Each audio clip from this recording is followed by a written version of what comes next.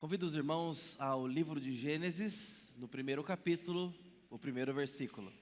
Mas nós vamos ler também o versículo de número 31 do primeiro capítulo. Assim diz a palavra do Senhor. No princípio, Deus criou os céus e a terra. Verso 31.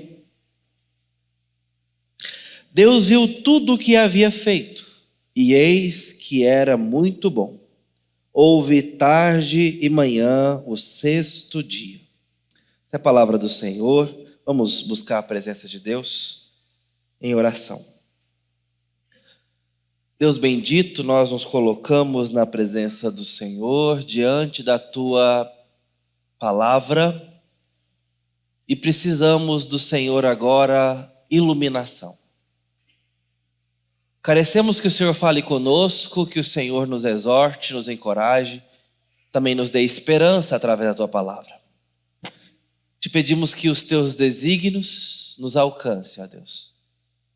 Que não haja impedimento, não haja barreira, não haja nesse momento nada mais importante do que sermos encontrados pela palavra do Senhor. Aumenta-nos o interesse. Te peço por todos nós, te peço pelos nossos mais jovens, às vezes os adolescentes, os pré-adolescentes que estão conosco, têm um desafio um pouco maior de dedicar nesse momento profundidade, mas nós sabemos que o Senhor também quer falar com eles.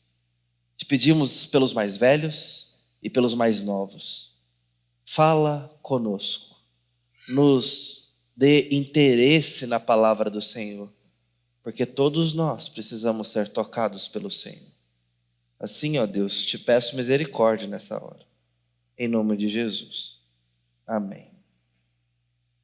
Irmãos, para abrir o momento de meditação na palavra do Senhor, nós vamos considerar, obviamente, o capítulo 1 de Gênesis. Eu apenas li alguns versos, mas teremos em mente não só o início da narrativa, mas a narrativa da criação como um todo, bem como talvez até o Pentateuco, mas a gente já volta nisso daqui a um instante. Eu quero pedir a licença para os irmãos para ler um recorte de uma das crônicas de C.S. Lewis no livro O Sobrinho do Mago. Abre aspas. O leão andava de um lado para o outro na terra nua, cantando uma nova canção. Era mais suave e ritmada do que a canção com qual convocara as estrelas e o sol. Uma canção doce, sussurrante. À medida que caminhava e cantava, o vale ia ficando verde de capim. O capim se espalhava desde onde o leão estava como uma força e subia às encostas como uma onda nos pequenos montes. Todo esse tempo prosseguiam a canção do leão e o seu majestoso caminhar, de um lado para o outro, para frente e para trás. Ouvir a canção era ouvir as coisas que ele estava criando. Eu explico. Olhava-se em volta e elas estavam lá. No entanto, o que a canção provocava nos seres humanos parecia não ser nada se comparado com o que estava acontecendo ao redor, no resto daquele mundo. Você é capaz de imaginar um monte de terra relvosa a borbulhar como uma água na chaleira? Não pode haver descrição do que estava acontecendo melhor do que esta. Por todos os lados, a terra se inchava em corcovas e as corcovas mexiam-se e ficavam inchadas até estourarem. Aí surgia um bicho de dentro de cada uma das corcovas. Pela primeira vez, então, o leão ficou em silêncio, total silêncio, indo e vindo entre os animais. O leão então abriu a boca, mas não produziu nenhum som. Ele estava soprando, um sopro cálido e prolongado. Depois, vindo do céu ou do próprio leão, surgiu um clarão feito fogo, mas que não queimou nada. A voz mais profunda e selvagem que jamais havia escutado estava dizendo: Nárnia, Nárnia, desperte, ame, pense, fale. Que as árvores caminhem, que os animais falem, que suas águas sejam divinas. Das Crônicas de Nárnia, O Sobrinho do Mago, volume 1, capítulo 9, introdução. C.S. Lewis escreveu com uma intenção de trazer ao imaginário popular, bem focado na literatura infanto-juvenil, nessa literatura especificamente, as Crônicas de Nárnia, cativar o coração de uma geração de juniores, ou talvez até de jovens mais novos e de crianças, com um imaginário do Evangelho. Sabendo que as histórias, como ele trabalhou mitologia muito tempo na faculdade e até tarde da vida foi ateu por convicção, ele entendia que o imaginário do ser humano precisava estar moldado culturalmente com mais luz do Evangelho. E aí você pensa, poxa pastor, mas o Evangelho por si só já não é poderoso o suficiente para isso? Claro que ele é suficiente para isso. Acontece que nós respiramos cultura o tempo todo.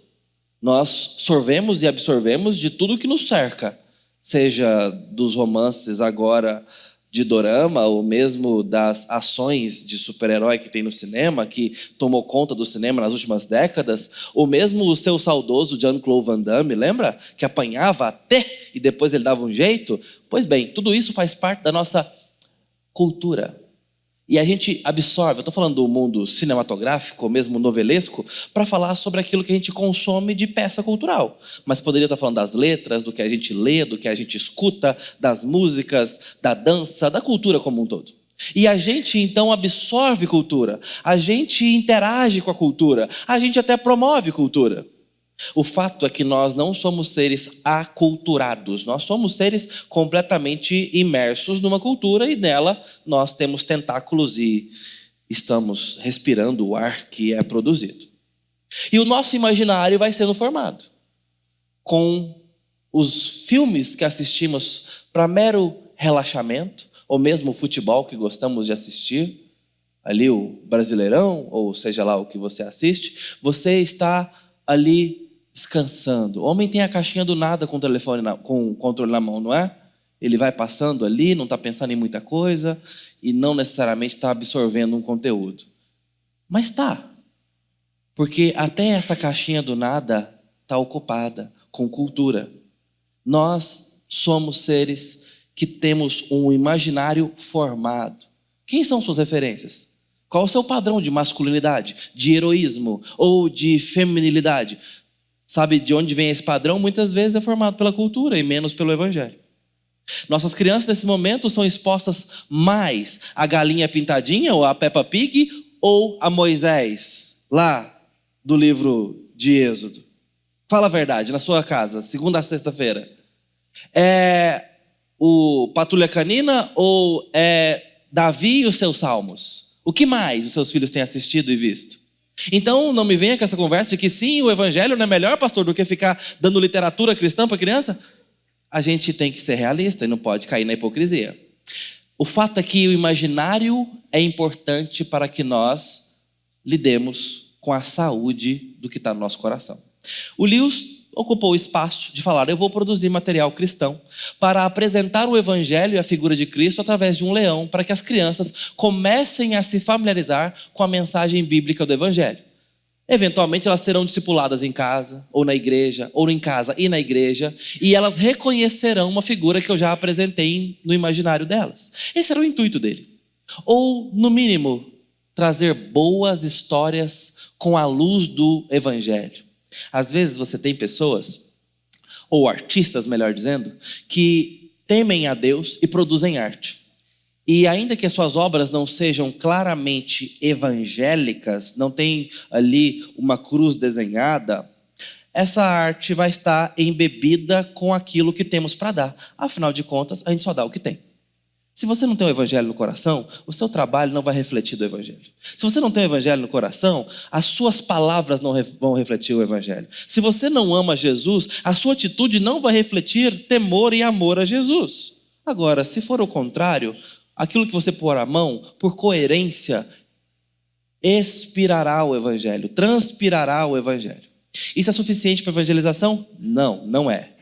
mas é algo digno de louvor por si só, por estar fazendo bem ao mundo e ao imaginário de nossas crianças. Boas histórias são boas histórias.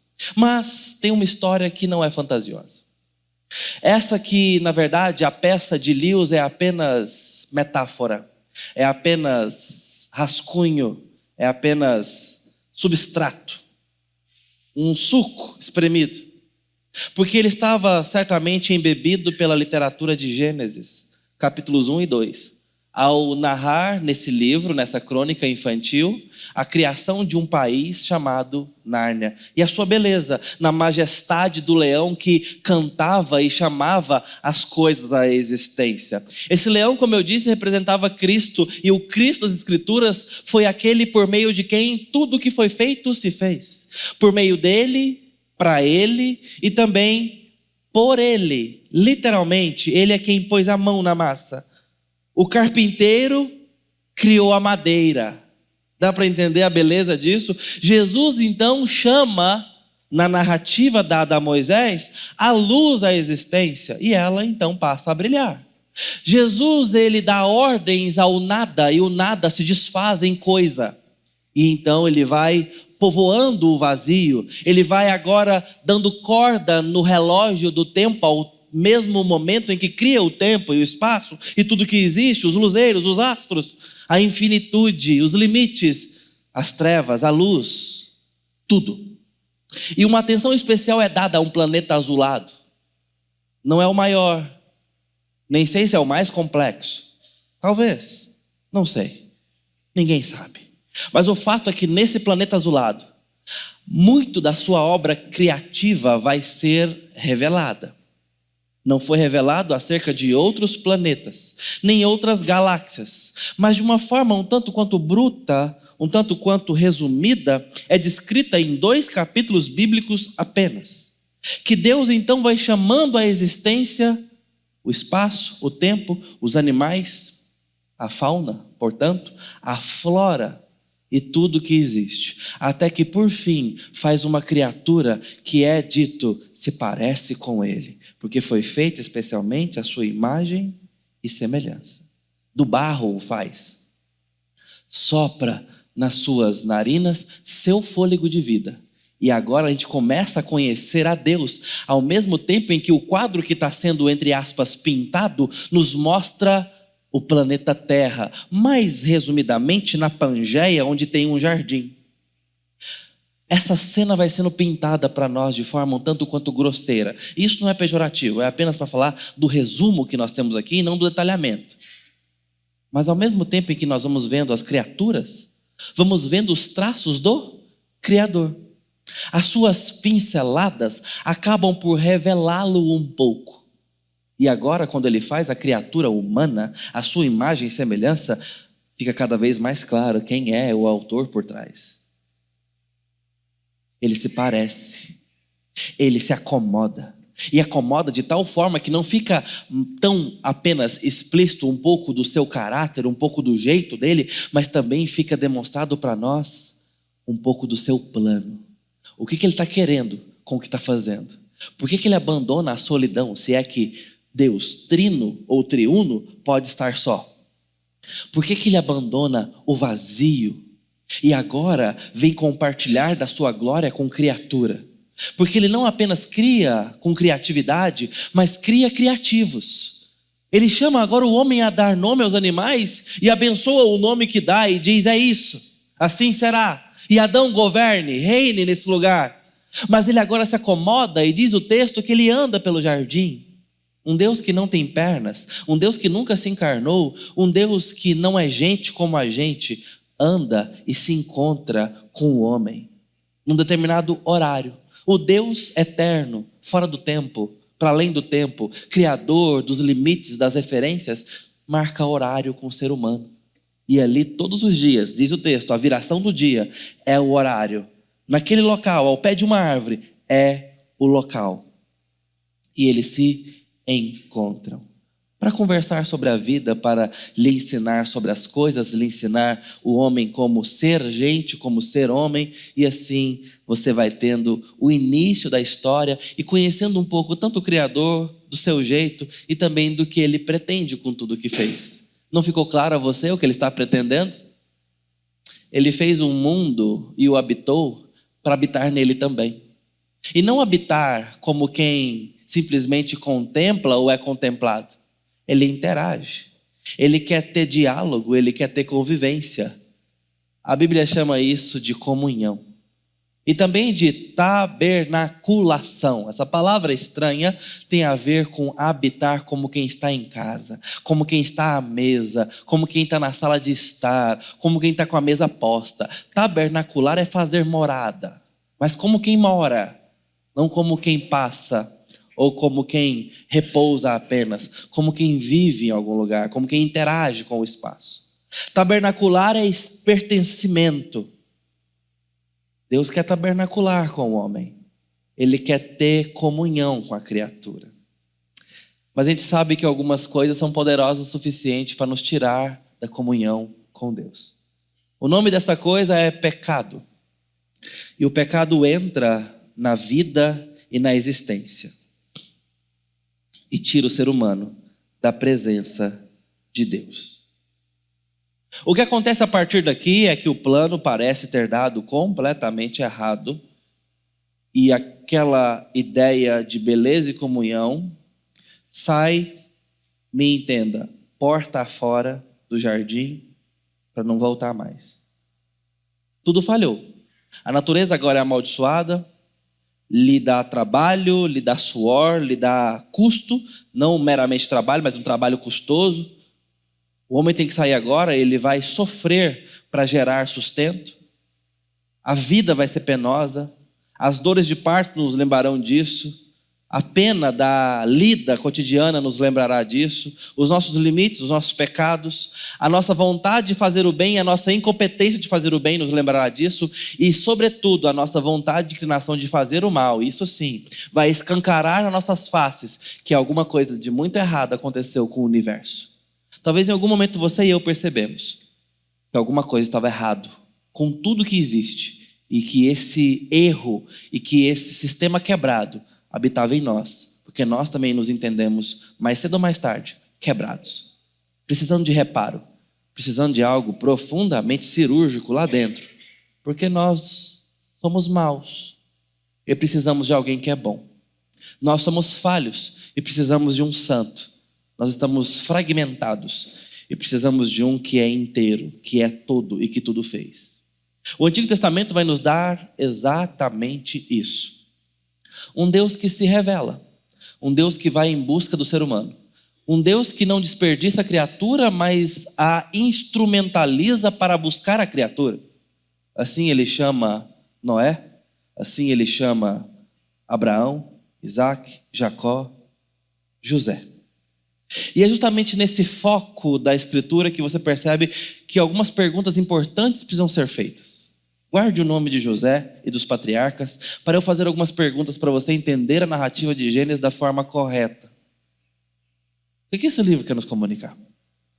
Por que Gênesis 1 e 2 pode ser importante? Para dar palestra de criacionismo para adolescente? Sim, é importante, mas não foi para isso que foi escrito. Afinal, ou melhor, aliás, Gênesis 1 e 2 não tem fins científicos. Convenhamos, se assim o fosse, não deveria ser um pouco mais complexo?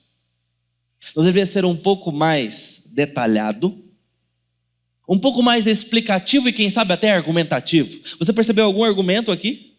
Algum argumento da existência de Deus, por exemplo? Não seria bom começar por aí?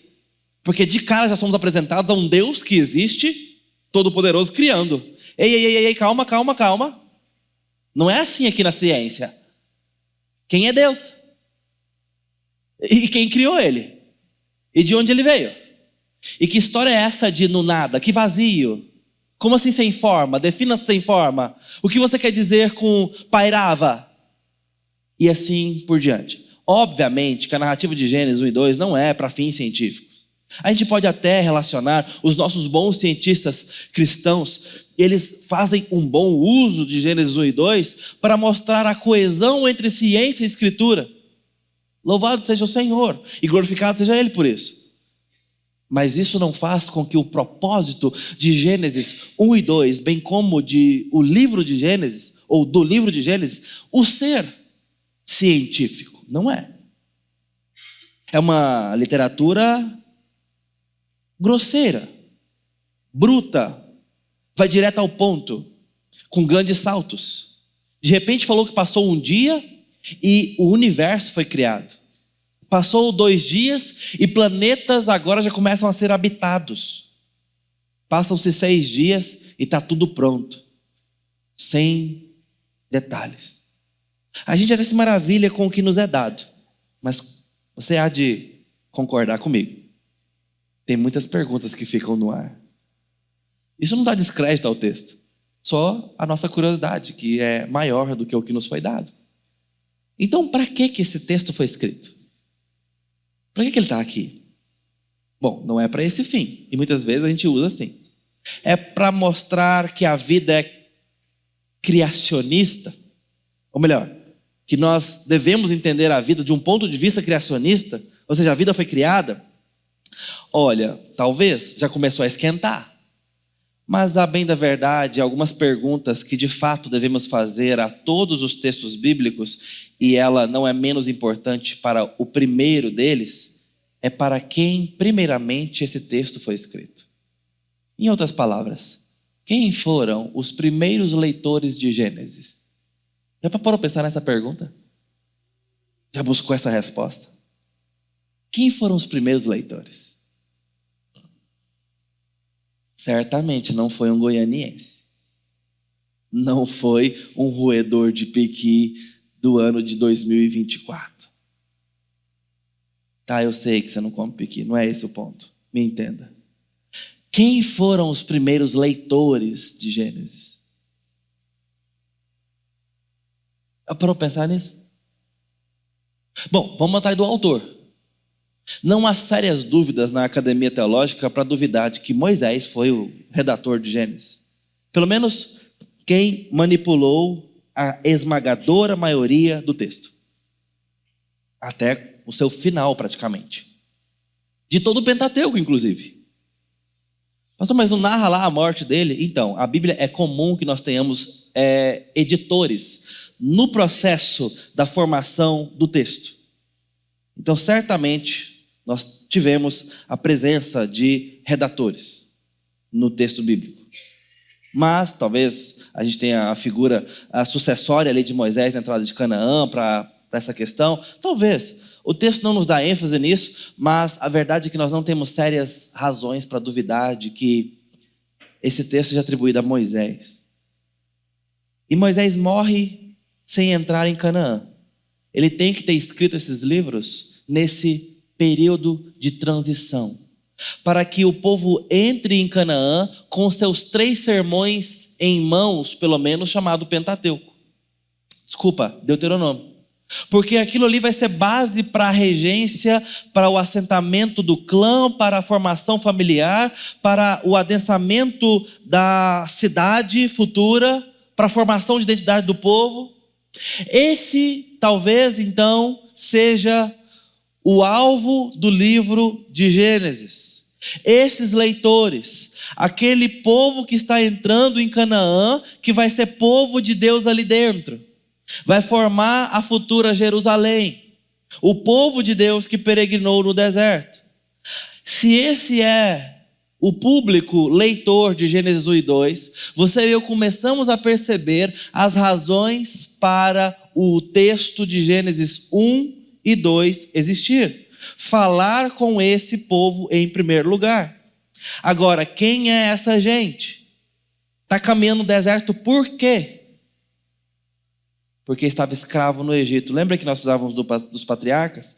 Em algum momento, um povo de Deus, por providência e amor de Deus, na provisão que ele fez em José, a sua família entra dentro do Egito. Ele se tornou governante ali, após várias desventuras e venturas. Ele então abriga a sua família, porque haverá um período de grande e severa fome na região. O fato é que dificilmente quiseram sair dali, e quando quiseram já não podiam mais, porque o povo hebreu prosperou dentro do Egito.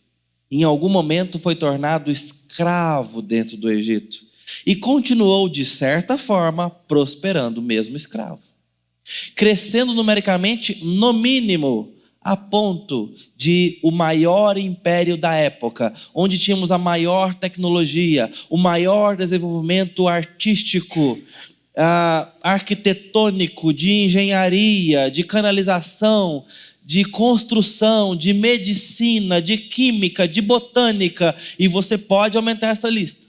O maior mundo no mundo antigo estava no Egito. A maior exuberância mundana no que se diz respeito a desenvolvimento, a profundidade, a complexidade, até a beleza, estava no Egito. Todas as áreas, a matemática, a física, a química, tudo avançado. Ali se maravilhava com o que o Egito era, produzia, pensava e fazia. Talvez por essas razões, num primeiro momento, o povo não quis sair dali. O fato é que 400 anos se passaram. E na pior das noites, uma mãe tem que tomar uma escolha, uma decisão, e fazer uma escolha, melhor dizendo. O faraó decide que esse povo cresceu demais, a ponto de assustar esse império exuberante. Nós vamos matar os meninos. Então saia atrás dos hebreus e mate todo menino nascido. Sabendo disso, uma mãe toma a seguinte decisão: ou eu deixo o meu filho morrer na espada, ou eu jogo ele no rio, dentro de uma tapoer. Porque a gente pensa no balaia, a gente acha muito romântico. Então deixa eu tentar contextualizar um pouco mais para a gente aqui. Para você entender a gravidade da decisão daquela mãe. Porque ela tem que colocar o seu filho na água e perdê-lo de vista. O que você faria? Bom, esse não é o foco do texto, mas eu acho que essa pergunta ela é importante para a gente. Porque é nessa decisão difícil que Deus estava trabalhando. Porque esse menino vai parar no palácio. E do palácio Deus o tira e o devolve, para que ele tire o povo de lá, para nunca mais devolver. E numa trajetória de 2 blocos de 40 anos, Deus vai tirar o seu povo da escravidão, como ele havia prometido que faria. E Moisés é o líder escolhido para fazer isso. Imperfeito, gente quebrada como a gente, mas Deus vai usá-lo, porque Deus quer tabernacular com o povo. Deus quer ter um povo para si. Deus quer chamar um povo de meu povo, e para que esse povo chame ele de meu Deus. Essa é a história do Antigo Testamento, meus queridos irmãos. Um Deus que está fazendo tudo o que é necessário para que gente como a gente o chame de meu Deus, e ele possa de fato, legitimamente nos chamar de meu povo. O plano nunca foi jogado fora. Ele só se tornou complicado demais, a ponto de sangue ter que ser derramado para que isso seja possível. E sangue puro. O fato é que nós estamos agora acompanhando esse povo na peregrinação. 400 anos depois. E se você foi um leitor atento do livro de Gênesis, ou se o fizera, Gênesis, Êxodo, você vai perceber que na trajetória deles saindo do Egito, eles se lembram até das cebolas que havia no Egito. A vida lá talvez não foi tão ruim assim. Mas tinha chicote. Tinha. Mas também tinham cebolas. E tudo mais que o Egito podia oferecer. As crianças que estão me ouvindo não estão entendendo o que é esse negócio de cebola. Pede o papai para te levar num restaurante australiano que tem aqui no shopping. Eles fazem uma cebola empanada bem gostosa. Talvez você entenda mais ou menos o que esse povo estava passando lá. A culinária era maravilhosa. O fato é que eles se lembram de algumas delícias. e olham agora na vida dependente de Deus, na trajetória do deserto, e que se queixam. Se queixam do maná. A gente quer comer carne. Deus manda. Morreram com carne saindo pelo nariz. Dá para entender isso? Eu confesso que essa foi a minha leitura bíblica mais agressiva que eu tive enquanto criança. Quando eu percebi do que se tratava o texto, Deus mandou codornizes. E isso hoje eu não tinha entendido a brutalidade desse texto. Sabe por quê? Aqui é mais um foco que a gente poderia dedicar um tempo especial, mas eu quero passar um pouco de pressa nisso, mas não sem destacar o fato de que, muitas vezes, nós somos punidos ao termos nossos pedidos atendidos. Já visualizou essa cena?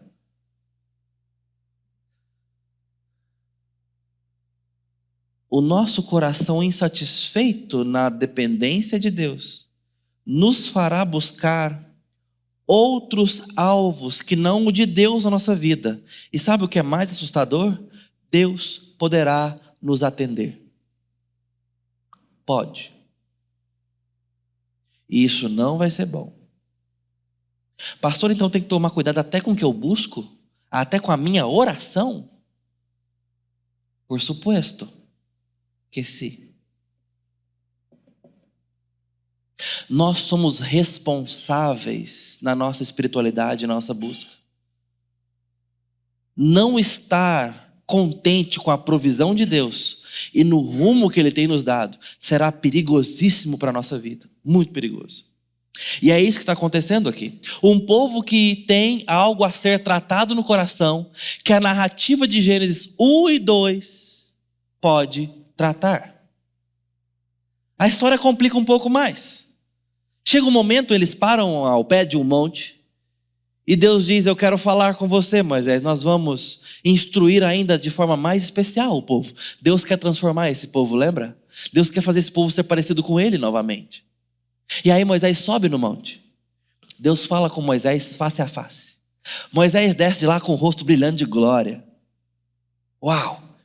Talvez desde Adão, quem é que chegou tão perto de Deus assim? Noé? Acho que não. O que Deus está fazendo com Moisés é algo especial. Deus está decidindo chegar um pouco mais, dar alguns passos a mais para perto do ser humano. Esse é o clímax da trajetória do Êxodo. Mas quando chega-se lá embaixo, a glória de Deus chega no acampamento, tem outro brilho.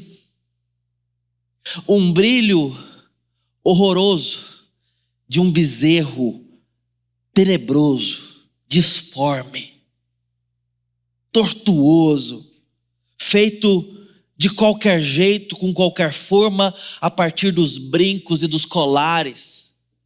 Eles jogam no fogo, porque Moisés demorou.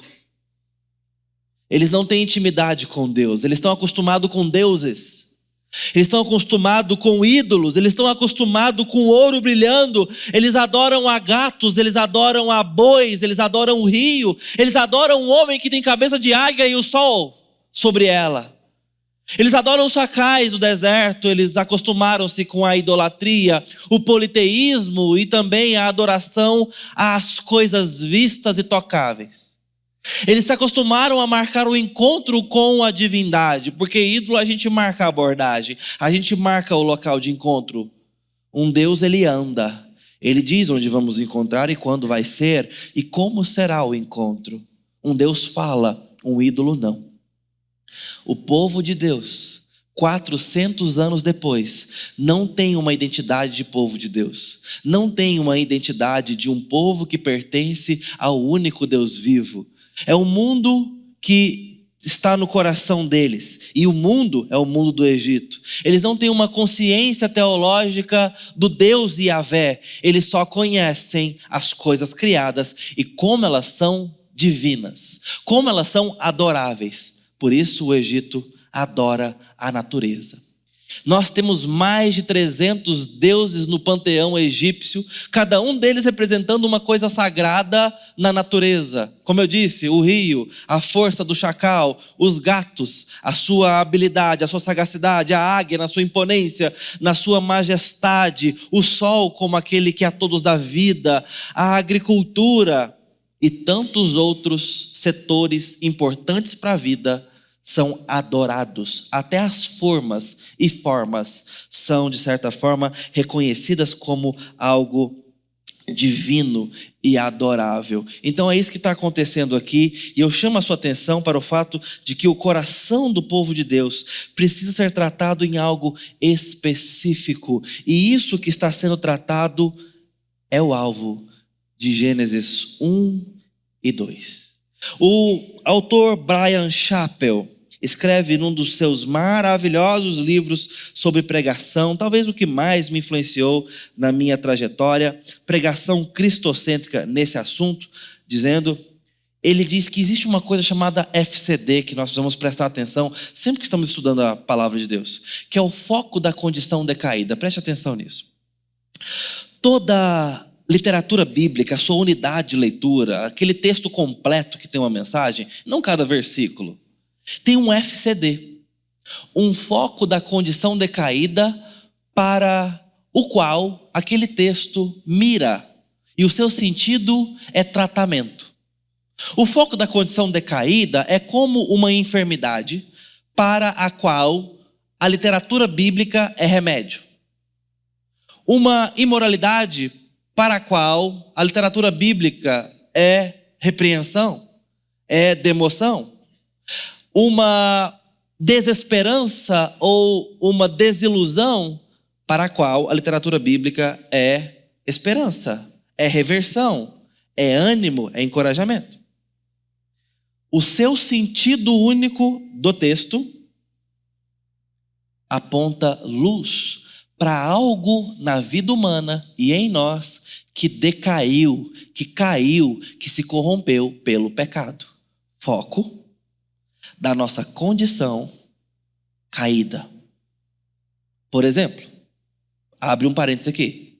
O Senhor é o meu pastor e nada me faltará. Lembra o restante? Eu vou andar por pastos verdejantes, Ele vai me levar para lá. E quando eu andar, ainda que eu ande pelo vale da sombra da morte, eu posso não temer mal nenhum, porque eu sei que Ele está comigo. E até no final das contas, haverá consolo. Ele prepararás uma mesa na presença dos meus aniversários. E eu habitarei na casa do Senhor para todo sempre. Veja como esse texto fala de contentamento e descanso, porque nós somos rebanho de um pastor amoroso e poderoso. Não é verdade? Se o Salmo 23 é remédio para que enfermidade?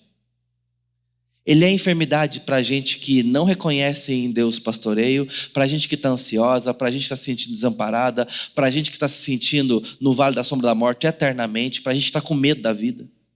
Entende o ponto? Foco da condição decaída. O Salmo 23 confronta tudo isso na nossa história.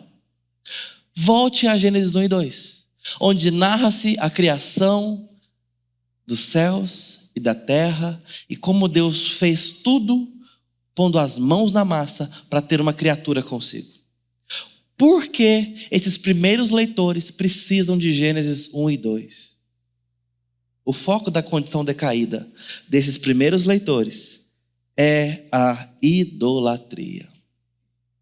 Eles aprenderam a adorar ídolos e não a adorar Yahvé. Eles aprenderam como o mundo pode ser admirável, mas não aprenderam como o Criador do mundo muito mais é exaltável, é glorificável, é admirável. E Deus quer se apresentar a eles. A narrativa de Gênesis coloca o Egito no seu devido lugar e mostra que o sol que cobre e coroa a cabeça do Deus Ra foi uma luz que Deus chamou e ela veio a existir. Que a águia, que é a cabeça do maior Deus dos egípcios, é uma das aves que sequer são nominadas na Escritura, porque as aves passaram a existir. O rio que é adorado para trazer vida e do qual o Egito depende, foi responsável através de uma porção imensa de água de coproduzir, porque Deus deu ordens às águas: produzam os peixes. E as águas, a serviço do Criador, criaram a própria vida. Veja como Deus vai se mostrando e o Egito vai se apequenanizando, né? Ele vai se diminuindo, ele vai se apequenando aqui, ele vai ficando pequenininho. Ele vai ficando diminuto. Porque Deus vai colocando toda a criatura debaixo do Criador. Os hebreus estão sendo levados a olhar para Deus como nunca viram, a vê-lo como nunca enxergaram, a perceber que Ele é poderoso, que Ele é o que Ele é Yahvé. Deus está formando teologia no coração de uma nação idólatra.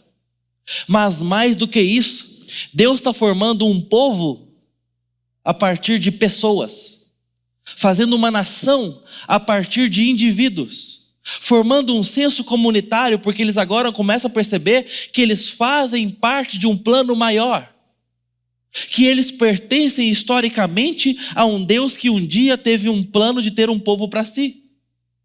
Esse povo que se entendia pertencente ao Egito, que tinha dono e cabresto, agora estão olhando para si como criaturas pertencentes ao Deus Todo-Poderoso, e que eles estão incluídos na história de Deus para a humanidade, e que até a sua escravatura, outrora, foi profetizada por Deus debaixo dos seus planos eternos. Eles agora são capazes de pegar suas dores e até as suas maiores razões de temor, os seus maiores pesadelos, e olhar e ver assim: em Deus isso tem lugar. Em Deus até as minhas dores têm lugar, de forma que eu posso olhar para a vida e pensar: está tudo debaixo do controle de um Deus poderoso e bom. Deus está contando isso para esse povo ao tempo em que confronta a idolatria do seu coração. Um povo que faz um bezerro de ouro, um povo que não se contenta com a humildade da provisão, um povo que ajunta gado no caminho e fala: Moisés, tá bom essa história de entrar em Canaã, a gente até pode sair para a guerra, mas sabe o que é? A gente tem gado demais, deixa a gente ficar aqui. Esse povo precisa ser tratado com algo maior, enxergar algo maior, enxergar um plano maior, e tirar os olhos apenas da própria barriga, do próprio umbigo, de uma leitura individualista da vida e egocêntrica, e ver que o universo é teocêntrico e que Deus tem plano para com povos e não apenas com indivíduos. Essa lição está aqui em Gênesis capítulo 1 e 2, bem como a narrativa dos patriarcas para aquele povo. A boa notícia é que essa narrativa não é apenas para eles, mas é para o povo do tempo de Davi, é para o povo do tempo de Paulo, é para o tempo da igreja contemporânea. Nós precisamos relembrar o nosso coração de que a nossa espiritualidade, a nossa missão, a nossa teologia não se dá estritamente individualisticamente. Porque eu posso ter a tentação de chegar aqui achando que eu vou cantar para Deus, que eu vou trazer minhas ofertas e Ele vai falar comigo. Não são raras as vezes, e eu não estou dizendo que está errado, eu vou chegar lá, em que pessoas me abordam depois do culto e falam assim: pastor, hoje o sermão foi só para mim. Eu falo: não foi. Você está se achando. Eu estou brincando, mas a ideia é que a gente perde de vista que fazemos parte de um plano maior, que fazemos parte de um povo que Deus está tratando, que Deus quer chamar esse povo de povo dele. É uma família que Ele está reunindo. Não se ache no centro da vontade de Deus. Você até pode estar lá, mas você vai estar no meio de uma multidão de filhos e filhas, de irmãos e irmãs. Porque o povo de Deus tem o seu alvo na história. Pastor, então, e as orações que Deus responde a mim, e a minha busca, os meus tratamentos, as minhas provações, as minhas tentações, Claro que Deus lida com elas, Ele mostra isso na Escritura, como Ele quer que nós o busquemos em secreto, feche a porta do quarto, fale com Ele, fale dos seus temores, abra o seu coração, seja filhinho no colo dEle, seja filha querida no colo dEle, é isso, está tudo certo. Só não perca de vista o fato de que não é estritamente apenas isso, mas que Deus tem um povo no qual você faz parte, e que os planos dele ainda estão valendo, e é para um senso coletivo na humanidade, e que ele está nos conduzindo, e que quando eu penso nessa igreja local, ainda é uma forma muito reducionista de se pensar, mas já é deveras bem mais alargada do que um pensamento egocêntrico e individualista. Eu pensar que eu faço parte de uma comunidade, de um povo, que Deus tem planos e Deus vai usar esse povo, essa igreja. Quando a gente fala para você trazer os seus dons, nós reforçamos a ideia de Jesus e de Paulo, que nós fazemos parte de um corpo. Não é sobre o que Deus vai fazer na sua história apenas. Seu pensamento não pode estar só aí. Seu pensamento também tem que estar em o que Deus está fazendo nesse povo, e a partir desse povo, bem como apesar dele, para alcançar o bairro, a cidade, o mundo, um senso de coletivo. Claro, e em todo esse tempo, tratando a idolatria do povo. Os ídolos do coração e os ídolos da nação são instâncias diferentes e igualmente mortais. Os ídolos do coração numa esfera individualista e os ídolos coletivos numa esfera cultural. Gênesis nos serve para que os nossos ídolos caiam por terra, ao nos chamar a responsabilidade de adorarmos a Deus e o temê-lo como o único Deus verdadeiro. Não terás, lembra? Outros deuses diante de mim. Primeiro mandamento. Não chegue a mim com deuses nas mãos. Você já parou para pensar nesse mandamento? Deus fez esses mandamentos em que contexto, irmãos? Nesse. Porque nós podemos achegar a Deus trazendo os nossos ídolos. Senhor, dá uma abençoadinha aqui rapidão. Não traga seus deuses diante de mim. Eu sou o único Deus, e a minha glória não dividirei com outro. Eu e você poderemos ir a Deus, e achando que estamos arrasando na espiritualidade. Afinal de contas, só eu busco a Deus na minha família.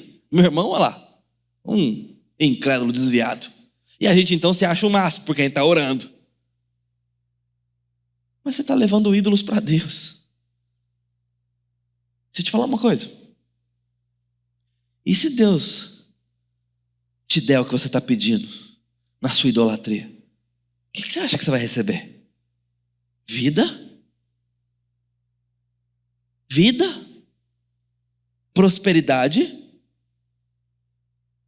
Quando o nosso coração não estiver considerando e temendo a Deus como centro da nossa vida, até as nossas orações poderão nos matar. Gênesis 1 e 2 é para nos dar um presente gracioso. Tirem os olhos dos seus ídolos. Tirem os olhos do seu egoísmo. Se considere como pertencente a um povo que eu estou fazendo uma nação, que tem o meu nome no centro. E eu serei o único Deus de vocês. Eu quero conviver com vocês. Eu quero ser o Deus que anda com vocês. Eu quero ser o único Deus do seu coração. Eu quero ser o único amado, o único adorado, o único Deus. E Ele não vai dividir espaço com ninguém. Ele quer colocar uma aliança no dedo do povo. Ele quer ser noivo da noiva. Ele quer propor casamento. E não é poligâmico. Ele quer tratar a noiva e ser o único da noiva. É isso que Ele está fazendo desde o começo. Esse é o plano da criação. É isso que Apocalipse nos diz no capítulo 21, quando Ele vem tabernacular conosco. Como é que essas coisas chegam ao seu coração nessa hora? Como é que você responde a isso? Eu quero que você responda como quem é capaz de se arrepender e de louvar. Se arrepender dos seus ídolos. Se arrepender do seu senso egocêntrico. Passar a ter uma vida mais teo-referente.